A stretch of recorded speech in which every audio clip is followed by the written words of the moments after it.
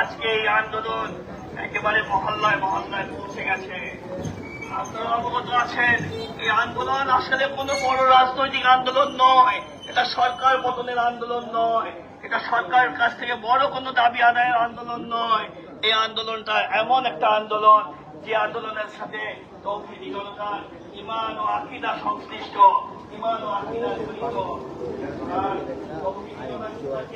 তার ব্যাংকিং সেক্টরে ঈমানের স্বাদ গ্রহণ করার জন্য এই দাবি মেনে নেয়।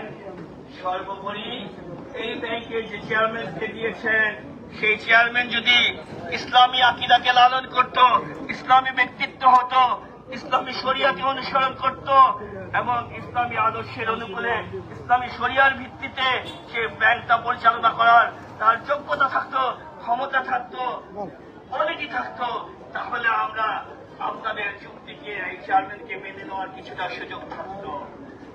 বাংলাদেশের আন্দোলনের ইতিহাস, বাংলাদেশের রাজনীতির ইতিহাস, কোন আন্দোলনকেই ছোটভাবে খাটোভাবে দেখলে এর ভয়াবহ পরিণতি আপনাদের জন্য অপেক্ষা করবে।